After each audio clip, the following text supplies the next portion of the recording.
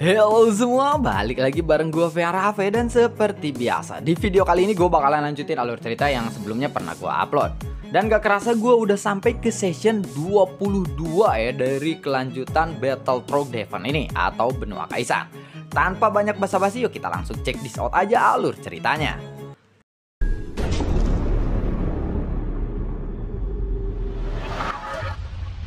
Di episode sebelumnya, tim Xiaoyan atau Xiaoyan dan kawan-kawan sekarang telah memasuki inti kota dari ujian pertama Killing Heaven ini. Xiaoyan dan yang lainnya mengikuti arus lalu lalang di dalam kota itu. Dan Xiaoyan juga mendengar beberapa berita dari tim yang lainnya di perjalanan menuju kota itu. Sisa-sisa petarung Immortality ini seharusnya akan terbuka dalam beberapa hari lagi. Dan di dalam sana akan ada banyak harta karun.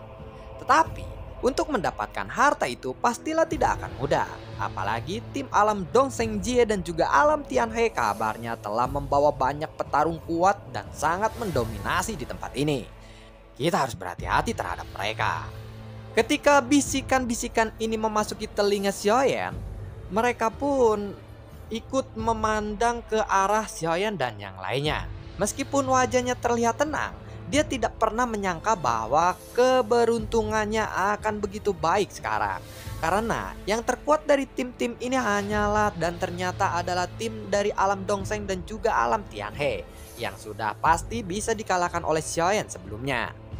Lalu terdengar lagi bisikan-bisikan di sekitaran Xiaoyan atau kerumunan orang sedang membicarakan sesuatu. Hanya ada 8 tim saja yang memiliki batu giok untuk masuk ke tempat itu. Apakah kamu sudah mendengar kabar itu? Kabarnya, batu giok pemakaman kuno Feng Yu milik tim alam Dongsheng Jie telah dirampok oleh tim yang tidak dikenal. Dan ada gambar wajah yang merampok mereka. Terpampang jelas di gerbang kota ini, ucap dari mereka. Xiaoyan sedikit terkejut ketika mendengar kata-kata itu. Kemudian dia menuju gerbang kota untuk memastikannya. Dan benar saja ada gambar wajah mereka berempat termasuk juga klon leluhur iblis immortal di sana. Di bawah gambar-gambar wajah tim Xiaoyan ada beberapa tulisan di sana. Siapa saja yang bisa menangkap mereka akan diberikan hadiah 1 kunci roh dan 1 kartu roh berwarna ungu. Setelah membaca itu, Xiaoyan pun langsung membakarnya. Yang membuatku sangat marah adalah gambar wajahku benar-benar terlihat jelek di sana. Aku benar-benar tidak akan memaafkan mereka lagi, ucap dari Xiaoyan. Setelah Xiaoyan berbicara seperti itu, tiba-tiba suasana di sekitaran mereka tampaknya berubah dalam sekejap. Suara-suara segera terdengar tiba-tiba. Dan kemudian Xiaoyan merasa bahwa tatapan semua orang berpusat kepadanya kali ini. Sialan, bagaimana mungkin mereka bisa tahu bahwa itu adalah gambarku? Padahal gambar wajah itu benar-benar tidak mirip denganku. Bahkan sangatlah jelek. Apakah aku benar-benar berpenampilan seperti gambar itu? Tanya dari saya. Mereka pasti orang-orang yang sedang diburu oleh tim alam Dongsheng Jie, ucap dari salah satu orang yang ada di sana. Ayo kita tangkap mereka saja, ucap dari beberapa orang yang lainnya. Xiaoyan pun lalu menggaruk kepalanya dengan acuh tak acuh dan tidak berdaya. Sial, aku benar-benar menyesal. Seharusnya aku membunuh saja mereka, ucap dari saya. Saat ini yang berani menyerang tim Xiaoyan hanyalah sebuah tim atau satu tim saja. Sedangkan tim-tim yang lainnya hanya berkumpul menonton saja. Bagaimanapun juga tim Xiaoyan ini adalah sebuah tim yang berani memprovokasi tim alam Dongsheng Jie. Jadi sudah dapat dipastikan bahwa tim Xiaoyan ini bukanlah tim sembarangan.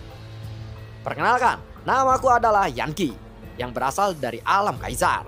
Aku tidak akan menangkapmu untuk diserahkan kepada tim alam Dongsheng. Selama kamu menyerahkan batu giok pemakaman kuno itu kepadaku, aku akan membiarkanmu pergi. Bagaimana? Ucap dari Yanqi. Beberapa orang di belakang mereka juga menunjukkan aura yang ganas. Sumber gas yang kuat dan ganas menyebar dari tubuh mereka dan mencoba untuk menghalangi Xiaoyan. Xiaoyan hanya tersenyum dan tidak banyak bicara kali ini. Dia benar-benar mengabaikan orang-orang itu dan terus berjalan menuju kota. Melihat perilaku Xiaoyan yang mengabaikan mereka, Yanqi pun langsung marah. Sumber gas yang agung pun langsung terkumpul di dalam tinjunya. Buah! Namun, dalam menghadapi serangan sengit dari Yanqi ini, Xiaoyan bahkan tidak menoleh ke belakang sedikit pun. Dan juga Leji segera mengayunkan tinjunya dan bertabrakan dengan tangan Yanki. Buah keter! Lengan Yanki pun langsung patah dan tubuhnya terpentar berguling-guling ke belakang dan menabrak tembok. Seluruh hiruk pikuk gerbang kota tiba-tiba menjadi sunyi. Dan semua orang langsung memandang ke arah Yanki yang ambruk hanya dengan satu pukulan. Ambruknya dengan sangat menyedihkan. Padahal Yanki ini adalah seseorang fighting god bintang 7. Melihat itu, semua orang pun lalu menghela napas karena takjub akan kekuatan wanita itu. Meskipun Leji ini adalah seseorang fighting god bintang 6 tahap akhir, saat semua sumber gasnya sudah terpulihkan, kekuatan tubuh fisik Leji juga pasti akan meningkat. Xiaoyan pun lalu menggelengkan kepalanya tanpa daya kali ini. Wuzen, kumpulkan semua kartu roh yang mereka miliki, ucap dari Xiaoyan. Oh siap juragan, ucap dari Wuzen. Sosok Wuzen pun langsung menyapu ke arah Yanki. Meskipun pukulan Leji ini tidaklah fatal, tetapi ini benar-benar membuat Yanki merasa mengerikan dan sangat terkejut oleh pukulan barusan. Jika dia bersikeras untuk melawan, dia mungkin akan kehilangan nyawanya di sini. Jadi, Yanki pun dengan pasrah menyerahkan kartu roh kepada Wuzen. Lebih dari 50 kartu roh berwarna biru didapatkan dari mereka. Wuzen pun merasa senang. Tetapi Xiaoyan tiba-tiba berbalik dan menatap ke arah Yanki dengan keadaan yang sedang berbaring di tanah. Hei, sebelumnya kamu pernah bilang bahwa kamu tidak kekurangan sedikit pun kartu roh maupun kunci roh. Tetapi mengapa hanya segini saja yang kamu punya? Apakah kamu benar-benar ingin mati di sini? Ucap dari saya. Yang aku berikan itu sudah cukup banyak, ucap dari Yanki sambil mencoba berdiri dengan sedikit goyah. Lengannya yang patah saat ini sudah bisa diluruskan kembali berkat kemampuan pemulihan seseorang fighting god bintang 7. Memang sangatlah cepat. Sepertinya kamu harus dipukuli lagi ya, ucap dari Xiaoyan sambil memandang ke arah Leji. Baiklah, aku akan memukulinya lagi, jawab dari Leji sambil berjalan lurus ke arah Yanki. Melihat Leji yang berjalan secara perlahan, ekspresi wajah Yanki pun berangsur-angsur kaku. Saat ini kelima jari Leji sudah menegang dan ada percikan petir di lengannya. Melihat Leji yang terus berjalan mendekat ke arahnya, dahi Yanki pun sudah dipenuhi dengan keringat dingin. Tapi saat ini Leji hendak mendekat, Yanki lalu merentangkan telapak tangannya dan ada kartu spiritual roh berwarna ungu yang muncul di tangannya. Baiklah, aku meminta maaf. Aku hanya memiliki kartu roh ungu ini saja dan aku benar-benar tidak memiliki kunci roh, ucap dari Yanki. Baiklah, kalau begitu kali ini aku akan memaafkanmu, jawab dari saya. Leji pun lalu berhenti melangkah. Meskipun kekuatan Leji ini secara status lebih rendah daripada Yanki, tetapi Yanki tahu bahwa Leji ini sama sekali bukanlah lawannya. Kemudian, Wuzen segera mengambil kartu roh berwarna ungu dari telapak Yanki. Dengan ini, sekarang Xiaoyan memiliki 3 kartu roh berwarna ungu. Di gerbang kota yang sangat bising ini, semua orang melihat tim Yanki yang telah dirampok. Padahal kekuatan Yanki ini sudah tidak bisa diragukan oleh semua orang yang ada di sini. Tetapi tanpa diduga, hanya dengan satu pukulan saja, dia langsung dikalahkan. Dan bahkan akhirnya dia menyerahkan kartu roh warna ungu miliknya yang paling berharga. Ayolah, kalau begitu kita segera pergi, ucap dari saya. Di pandangan semua orang, Leji adalah yang terkuat di antara anggota tim Xiaoyan.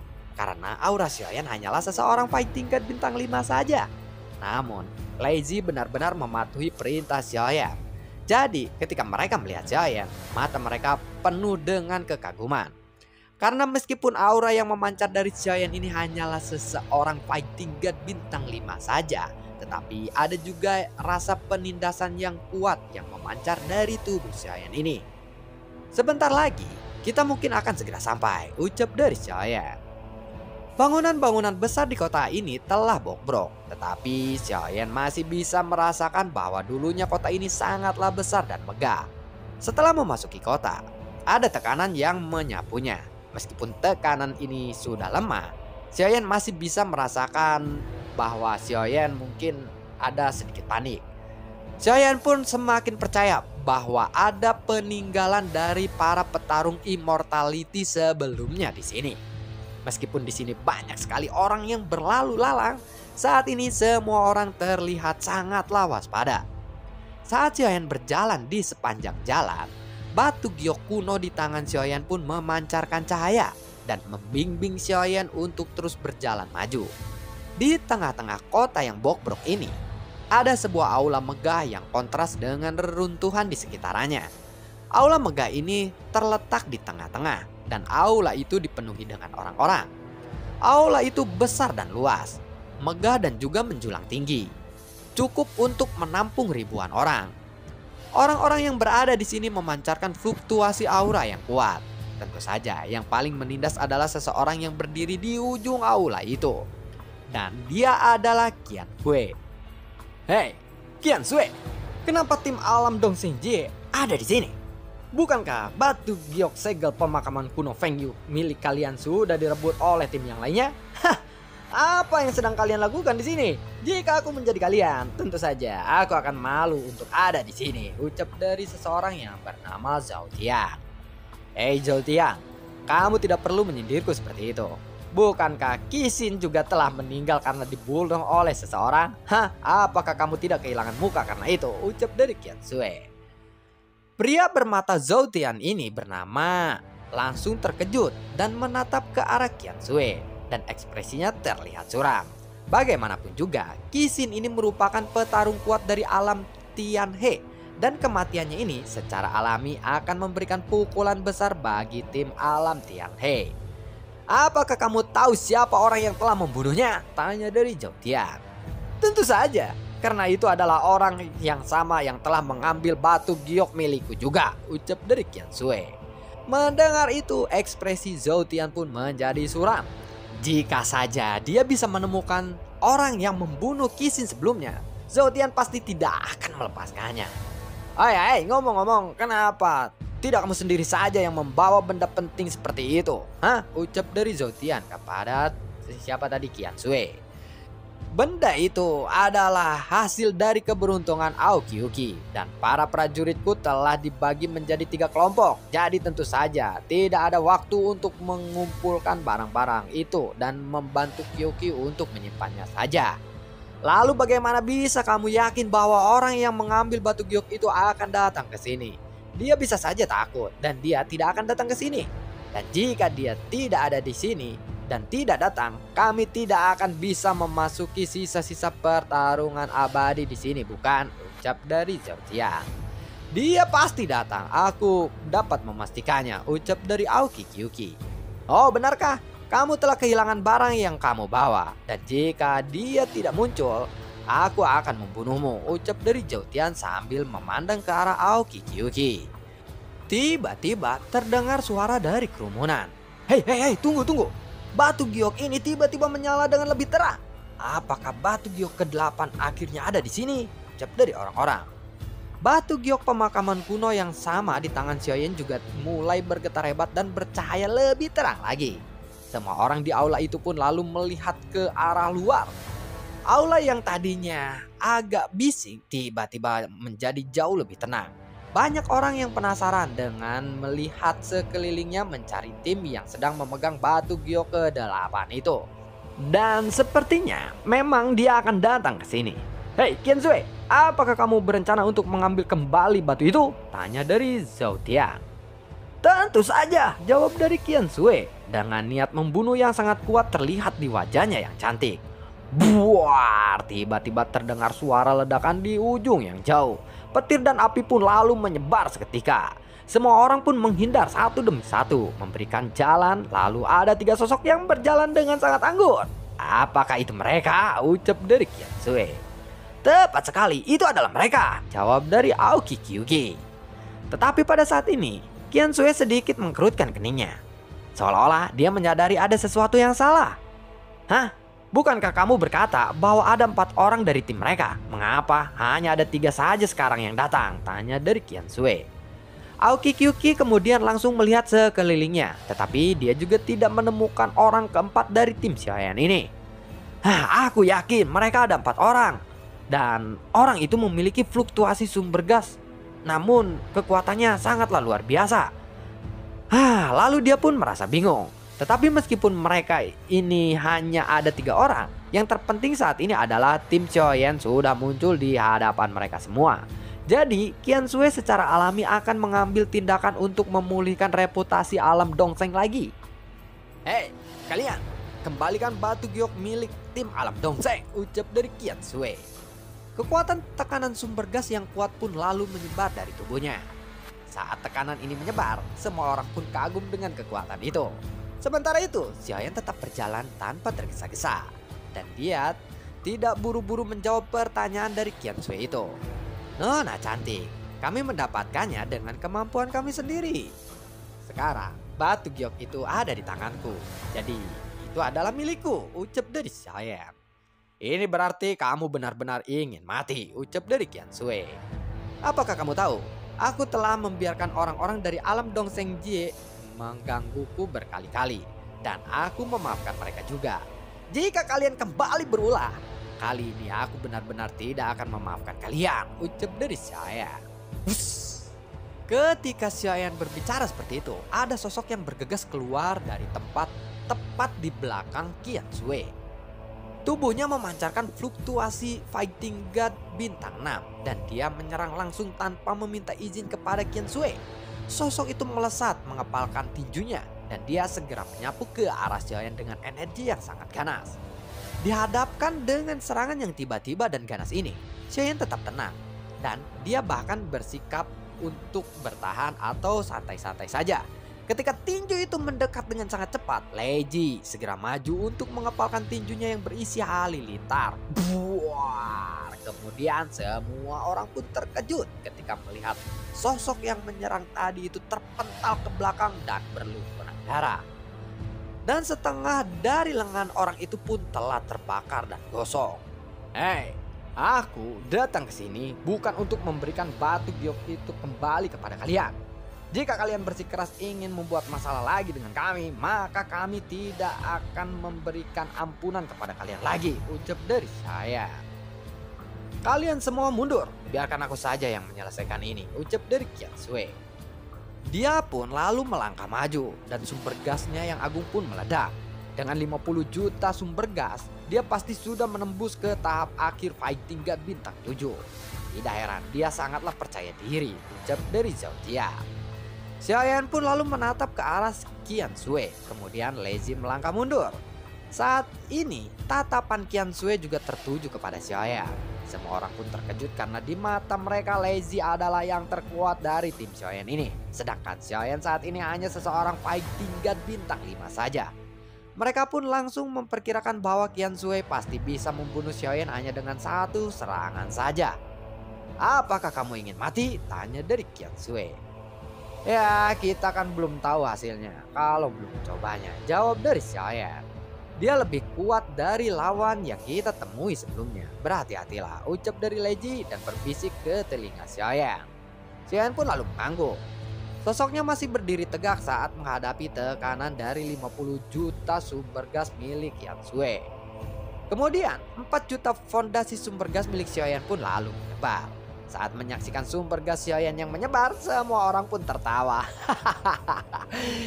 Jika hanya itu saja yang kamu punya, kamu mungkin tidak akan bisa bertahan dengan tekanan kekuatan seperti Qian Sui, ucap dari orang-orang. Aura kuat dari Qian Sui ini benar-benar membuat orang-orang di sekitarnya merasa sesak napas dan orang-orang ini segera menjauh. Qian Sui terus menatap ke arah Xiaoyan yang berdiri di hadapannya. Di bawah kekuatan tekanan sumber gas Qian Sui, sosok Xiaoyan jelas-jelas seperti tenggelam dan Qian Sui pun tersenyum melihatnya. Cepat berikan batu giok milikku, ucap dari Qian Sui. Aura yang kuat pun segera menyapu ke sekelilingnya dan menyeliputi Xiaoyan. Kemudian sosok Qian Sui dengan cepat mendekat. Dan pada saat yang sama, Xiaoyan juga sedang ditekan oleh kekuatan Qian Sui. Lalu dia pun tiba-tiba mengangkat kepalanya dan meremaskan jari-jarinya. Lalu nyala api dan kekuatan jiwa, lalu sumber gas dan kekuatan kolam Liu sekalian. Lalu nyala api, kekuatan jiwa, sumber gas, dan kekuatan kolam Liu langsung dituangkan ke lengan dewa peledak, digabungkan dengan kekuatan yang terjalin bersama-sama. Tinju pembunuh, ucap dari saya. Dan lalu bagaimanakah kelanjutan ceritanya? Nantikan video gue berikutnya dan semoga sehat selalu untuk kalian. Akankah Xiaoyan ini berhasil mengalahkan Gensue? Ya, jangan lupa atau jangan lewatkan video gue berikutnya. Kalau misalkan gue nge-lab, nanti gue hapus deh labnya. Karena ada juga yang komen-komen bilang, aduh jadi gak ada script ini. Padahal nge-lab itu untuk kalian juga sih. Bang, kapan nge-lab bang? Kapan nge-lab? Oke, jadi si subscribe-nya dibikin lab. Nanti kalau misalkan itu kalau habis lab gua hapus deh videonya, jadi biar yang nonton konten aja. yang suka nge-lab aja. Terima kasih semuanya. Assalamualaikum dan sampai jumpa di episode berikutnya. Dan gue juga selalu ucapin terima kasih banyak buat kalian yang sudah mendukung channel ini dari dulu hingga saat ini. Dan gue juga selalu ucapin terima kasih banyak buat kalian yang sudah mensupport channel ini lewat link Saweria di bawah kolom deskripsi. Sampai ketemu lagi di video berikutnya. Assalamualaikum dan sampai jumpa. Dadah.